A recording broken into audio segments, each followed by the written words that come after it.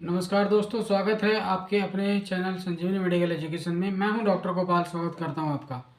आज हम नए टॉपिक में बात करने वाले हैं जिसका नाम है सुपीरियर वेना केवल ऑब्स्ट्रक्शन या सुपीरियर वेना केवा सिंड्रोम। सुपीरियर वेना केवा ऑब्स्ट्रक्शन या सुपीरियर वेना केवा सिंड्रोम दोनों एक ही वर्ड से रिलेटेड कोरिलेट करते हैं। एक ही चीज़ें हैं, दोनों बातें एक ही बातें हैं, दोनों चीज़ें। सुपीरियर वेना केवा हमारी एक बड़ी वेन होती है जिसमें इम्प्योर ब्लड रहता है। हमारे ऊपरी भाग यानी कि डायफ्राम से ऊपरी हिस्से में, चेस्ट से ऊपरी हिस्से का जो भी ब्लड होता है उसको कलेक्ट करके हार्ट में लाती है, जिसे अपन सुपीरियर वेना केवा बोलते हैं। और इन्फीरियर वेना केवा जो हमारे बॉडी से लोअर पार्ट यानी कि बॉडी के निचले हिस्से से सारे खून को कलेक्ट करके हार्ट में लाती है, उसे इन्फीरियर वेना केवा बोलते हैं। सुपीरियर वेना केवा सिंड्रोम या सुपीरियर वेना केवा ऑब्स्ट्रक्शन वह कंडीशन होती है जो किसी भी बीमारी के कारण कोई ऐसा ट्यूमर है, गांठ है, वो हमारे शिव जो वेन से जो बड़ी आते हैं आपकी धमनी है, रक्तवाहिकाएं हैं, जो मोटी मोटी रक्तवाहिकाएं उसको दबाने का काम करती है, उसमें ऑब्स्ट्रक्शन क्रिएट करती है, उसमें कंप्रेशन क्रिएट करती हैं, उसे दबाती हैं, जिसके कारण पूरी मात्रा में ब्लड नहीं कलेक्ट हो पाती है। इसे सुपीरियर वेना केवल ऑब्स्ट्रक्शन या सुपीरियर वेना केवल सिंड्रोम बोलते हैं। तो इसके कई कारण हो सकते हैं सुपीरियर वेना केवा ऑब्स्ट्रक्शन या सुपीरियर वेना केवा सिंड्रोम के। तो वो सबसे जो कुछ कारण है उसके बारे में हम जानेंगे। तो उसमें सबसे पहला कारण दिखाई देता है ब्रोंकियल कार्सिनोमा।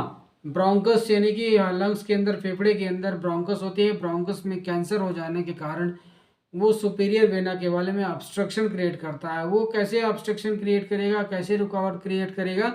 जैसे वो हमारे बॉडी में ट्यूमर का रूप लेता है, कोई सेल से ओवर ग्रोथ हो जाती है, तो back pressure to superior vena cava, मतलब जो हमारी जो रक्तवाहिका है, बड़ी रक्तवाहिका है, उसको पीछे से धक्का देगी तो पूरी मात्रा में सर्कुलेट, जो ब्लड जाना चाहिए उतनी मात्रा में ब्लड सर्कुलेशन नहीं हो पाता है। ये ब्रोंकियल कार्सिनोमा एक कारण हो सकता है। दूसरा है कोई लिम्फ नोड्स या कोई गांठ बन गई है फेफड़े में, लंग्स में, जो ऑब्स्ट्रक्शन क्रिएट कर रही है सुपीरियर वेना केवा में। सुपीरियर वेना केवा के जो प्रवाह है, को ब्लड के प्रवाह को उसको रोकती है, जिसे लिम्फोमा के नाम से जानते हैं। तीसरा है ट्यूबरक्लोसिस। फेफड़े में किसी प्रकार का ट्यूबरक्लोसिस हो गया है और वो बहुत ज़्यादा इन्फेक्टेड हो गया है, बहुत ज़्यादा स्प्रेड हो गया पूरे फेफड़े में, तो कैविटी के माध्यम से पूरे लंग्स को वो कवर कर लेती है और आपके लिए सुपीरियर वेना केवा में सर्कुलेशन के ये सुपीरियर वेना केवा सर्कुलेशन को ये आपको डैमेज करती है, उसको ऑब्स्ट्रक्ट करती है, उसको तकलीफ देती है सर्कुलेशन में।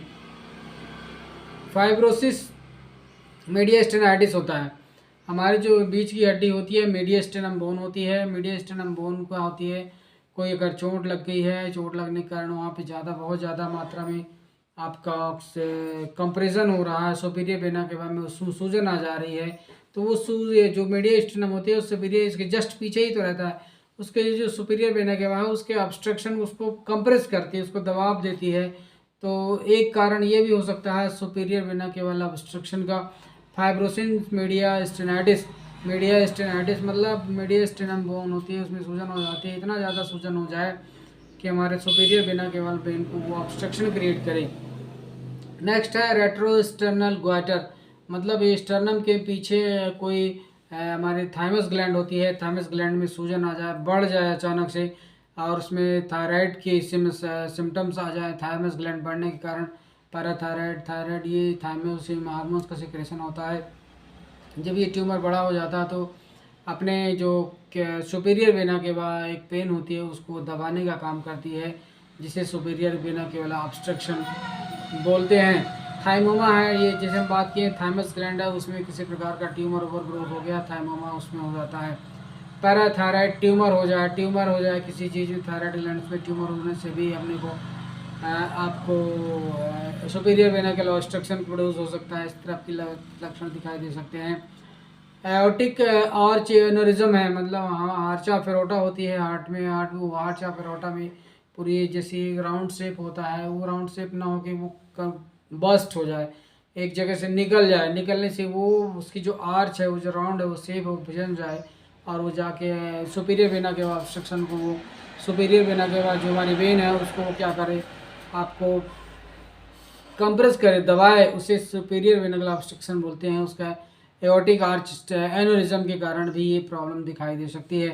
कुछ लक्षण दिखाई देते हैं, उसे हम जान लेते हैं। सबसे पहला सिर दर्द होता है ऑक्सीजन की कमी के कारण, जिस कारण ऑक्सीजन सप्लाई नहीं हो पाती है। विजुअल डिस्टर्बेंस होता है और आपके पेशेंट को कभी होश आता है, कभी बेहोश हो जाता है। कंजक्टाइवल एडिमा होती है, आँख के अंदर जो कंजक्टाइवा होती है उसमें सूजन आ जाती है, उसमें हेमरेज भी हो जाता है, खून अपने आप बह जाती है और ये इस तरह के लक्षण दिखाई देते हैं। आपका सूजन आ जाती है, पैरों में सूजन रहती है और आपके साइनोसिस और फेस हो जाता है। फेस हमारा जो चेहरा होता है पूरा नीला पड़ने लग जाता है, नोज़ नीचे पर नीला पड़ने लग जाता है। यहाँ पे हम नॉर्मल लाइफ में प्रेस करेंगे तो कैरोटिड आर्टरी पल्सेशन फील होता है, लेकिन ऐसे पेशेंट को जिसका सुपीरियर वेनिकुलर ऑब्स्ट्रक्शन होता है उसको नेक वेन जो होती है फील नहीं होती है, नेक वेन फील नहीं होती है अपर लिप की। और नॉन पल्सेटाइल नेक वेन बोलते हैं, जिसे हम पल्स फील नहीं होता है नेक वेन का, जैसे जुगुलर वेनस प्रेशर अपन चेक करते हैं वो फीलिंग नहीं आती है। डायलेटेड वेन हो जाती हैं, वेन्स हमारी फूल जाती हैं, थॉरैक्स की, अपर लिम्ब की, थॉरैक्स चेस्ट की जितनी भी वेन्स हैं वो फूल जाती हैं और अपर लिम्ब की ये दिक्कत होती है। मैनेजमेंट की बात करें तो मैनेजमेंट में इन्वेस्टिगेशन में, इससे पहले इन्वेस्टिगेशन की बात करें, इन्वेस्टिगेशन में पता लगाने के लिए अपन ब्रोंकोस्कोपी करते हैं, थोरैकोस्कोपी करते हैं, ईसोफेगोस्कोपी करते हैं और आपका मीडियस्टेनोस्कोपी करते हैं।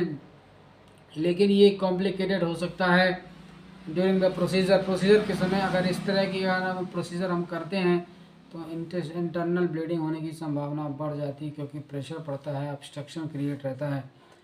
तो फर्स्ट ऑफ ऑल इसका ट्रीटमेंट अपने को क्या करना पड़ेगा, इन्वेस्टिगेशन के बाद ट्रीटमेंट कंजर्वेटिव ट्रीटमेंट देना पड़ेगा, लाइफ सपोर्ट सिस्टम में उसको रखना पड़ेगा, oxygen carbon dioxide level check करना पड़ेगा, BP, pulse, sugar, heart rate, complete blood count, liver function, kidney function, heart function, CT scan, CT MRI। अब ये सारा इन्वेस्टिगेशंस करने पड़ेंगे पेशेंट को आइडेंटिफाई करने के लिए, कोई और सारे मल्टीपल ऑर्गन्स को चेक करना होगा। ट्रीटमेंट की बात करें, ट्रीटमेंट में आपको सबसे पहले बेसिक ट्रीटमेंट कॉर्टिकोस्टेरॉइड थेरेपी शुरू करनी होगी, जिससे लोकल इन्फ्लेमेशन है लोकल इन्फ्लेमेशन कम किया जा सके, जिससे इन्वेस्टिगेशन के हेल्प मिल सके। ये सारी चीज़ें अपन उस पेशेंट के लिए अपन सुपीरियर वेना केवल ऑब्स्ट्रक्शन जो होता है उसको ठीक करने के लिए अपन करते हैं। साथ में रेडियोथेरेपी और कीमोथेरेपी के जो प्रोटोकॉल्स हैं उसको लागू करना पड़ता है। रेडियोथेरेपी सिकाई करनी पड़ती है, क्योंकि ये कैंसरस ग्रोथ होती है, उसके सिकाई रेडियोथेरेपी करनी पड़ती है, कीमोथेरेपी, एंटी कैंसर ड्रग्स के साथ साथ ये सारी चीज़ें आपको करनी पड़ेगी पेशेंट को ठीक करने के लिए। कहने का मतलब सुपीरियर वेना केवल ऑब्स्ट्रक्शन ये एक नॉर्मल डिजीज़ नहीं है, बेनाइन डिजीज़ नहीं है, जो कि एक कैंसरस डिजीज़ है, जो कैंसर के ओवर ग्रोथ होने के कारण बॉडी के किसी पार्ट में वो डेवलप करती है और उस पार्ट को अफेक्टेड करती है। तो किसी भी प्रकार का ओवर ग्रोथ कैंसर हो सकता है 90% केस में, एक्सेप्ट मैं फाइब्रोसिस छोड़ के, फाइब्रोमायोमा छोड़ के, यानी कि फाइब्रॉइड यूट्रस का जो छोड़ के बाकी जो ओवर ग्रोथ ट्यूमर सेल्स होते हैं वो 90% के कैंसरस होते हैं। इसको ट्रीटमेंट के लिए कंजर्वेटिव थेरेपी के साथ साथ ये सारा मैनेजमेंट आपको करना पड़ेगा। आई होप ये टॉपिक आपको अच्छा लगा होगा, समझ में आया होगा। समझ में आया तो हमारे चैनल संजीवनी मेडिकल एजुकेशन को आप ज़रूर सब्सक्राइब करिए, लाइक करिए, कमेंट करिए और शेयर करिए, जिससे दूसरों को इसके बारे में बताया जा सके और दूसरे की लाइफ को सेव कर सकें। तब तक के लिए ऐसे इन्फॉर्मेटिव वीडियो पाने के लिए हमें फॉलो करते रहिए, हमें देखते रहिए, समझते रहिए, सुनते रहिए और अपने आप को जागरूक करते रहिए। हमारा वीडियो देने के लिए, देखने के लिए दिल से धन्यवाद। तब तक के लिए थैंक यू।